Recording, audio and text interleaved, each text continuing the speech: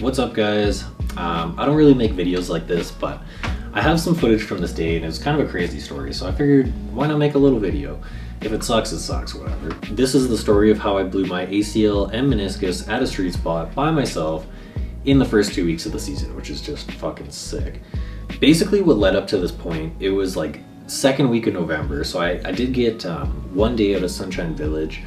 It was basically like it was 3 turbo tubes that I hiked for like 3 hours, so I definitely wasn't like warmed up to the season or anything, but I did have a little bit of riding in. So yeah, we get into like the second week of November, 2024, we get our first like proper snowfall that you could actually snowboard with. So of course I'm frothing to get out. COP's not open or anything, so I just want to go hit some like chill spots. I go to this one spot that I found during the summer while I was just like out biking. It's basically like a pop over fence to like a pillar that I was trying to blunt a fakie on, but I wasn't getting the speed quite right at the spot, or maybe I just suck. Who fucking knows? But yeah, that spot didn't end up quite working out the way I wanted it to, so it was either later that night or maybe the next night that I went to this down ledge that's like 2 blocks from my place, and I went there with my buddy Nick. Yeah, we just had like a chill session, but I ended up filming a nose press back one that I was kind of hyped on. I was like, maybe I could use this for my edit. But then it got me thinking that'd be cool if I had a tail press front one to go with the nose press back one. So that was just kind of kicking around in my mind. And then I was actually going to set up another spot to hit with my buddy Jordan the next day, but I was like, why don't I just hit a quick spot before? Why not? Like, I've got the whole day to kill. So I remember the spot that I've been to with my buddy Mike before. He did a trick on it, and I ended up doing like just like a tail press because I was there and I had my snowboard. I was like, I might as well do something. But that reminded me of the tail press front one, so I was like, okay, shit, I'll go film the tail press front one, and then I'll go set up this rail for us tomorrow. It'll be great. I basically get out there to the spot. There's a ton of snow, like probably at least a good foot, so you know, it's a bit of a setup. Like I had to build probably a 4-foot drop-in ramp just out of snow, so you know, I'm already pretty tired. It's early season, but whatever. I'm stoked to be there, so we're gonna get it done. Get the spot set up, ice up the ledge, got the landing, got the jump, got the drop-in, set the cameras up, and yeah. So I start riding it, you know, I just do some 50s, some tail presses, and then I start getting into trying the front one. Basically, like everything was going pretty well, like it was feeling good. I had like a good landing pad, so I wasn't super worried about anything. So yeah, I don't even know if I've ever done this trick before, but in my mind it seemed like a pretty simple trick, so I just kind of started trying. It was a little weirder than I was expecting, just because usually front one-ing off of like a rail or a jump or whatever, you have something to kind of carve off and push off of. Just being like an iced up concrete ledge, obviously you pretty much have to wind up your shoulders from the start of the ledge and just leave them there through the press, otherwise you can't generate spin. So probably about 20 minutes in, I get a land that I'm happy with.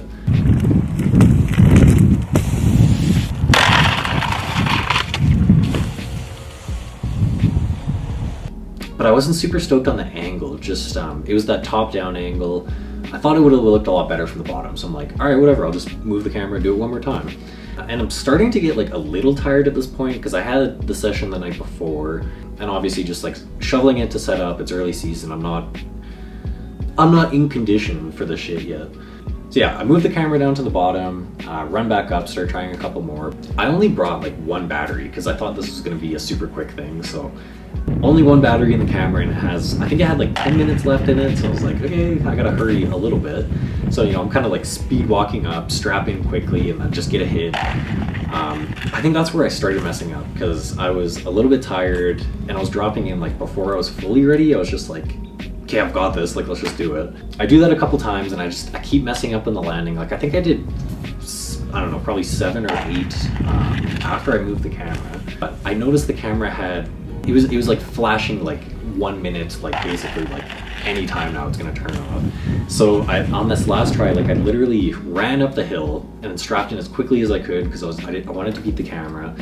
And my legs were feeling it. Like my legs were pretty tired, pretty heavy at this point. Obviously like tail pressing, you gotta put a lot of force in. Camera's about to die, let's get up there, let's get it done. I run back up, I drop in, I'm kind of feeling my legs are tired already, like in the press, but I'm like, whatever, just work the 180 this last try, you got it. So I do, and I land straight, everything's good for like the first millisecond that I landed. There was a little patch of dirt in the landing, so my board hits the little patch of dirt and stops. So basically I'm like maximum compression from landing off of this feature, and then my board stops. I hear the pop, I feel my knee move in a way that's never moved before. So I basically knew right away something was up. Like I think as soon as I hit the ground, I just got back up, looked at my knee, it was still attached, so that was a good start. Unstrapped, got it out, and I like tried my knee a couple times. It was bending, so I was like, okay, like I don't think it's too bad, but something pretty bad just happened for sure.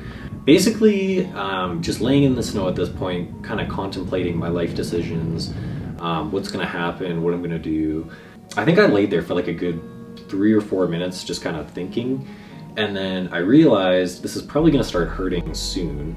So if I'm gonna be able to get my car home or move or do anything, I should probably do it soon. I get up, and like as I'm getting up, I start to try and put some weight on that leg, and I basically feel my knee buckle.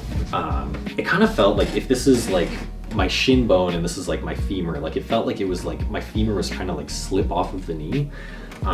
So right away I was like, hey, shit, maybe I can use like my board as a crutch just to like get me back to my car. Basically I'm just crutching back to my car. I feel it buckle like a couple more times during that walk, so I'm like, this is starting to hurt, this feels terrible, whatever. I get to the car, sit down, and instantly I'm just like, oh fuck, like my camera, like my shovels, like all my stuff is still like at the spot. So yeah, I'm sitting there and the spot is right next to a Church's Chicken. Car pulls up and there's like a couple dudes walking in. I'm like, my social anxiety is peeking out. I didn't want to say anything, but of course I wait till they like open the door. They're going inside. I'm just like, hey guys, like, can I get some help? And thank God they came over. They're just kind of like confused at what I'm doing and why I'm doing it, which is fair. But thankfully, like, they went up, they got my camera, they got all my stuff, they loaded up in my van for me. So I start driving, and of course it's my right leg. So I have my right leg kind of like bent under my left, and then my left is on like the gas and brake pedals. So yeah, that probably wasn't the best idea, but I drove slow and it got me home. So yeah, basically, like, I get back to my place, which I have to street park at. I grab my one shovel and I'm trying to use it as like a crutch down the street back to my place, and it's just not working. Like, I'm just standing one-legged in the street, like, kind of helpless.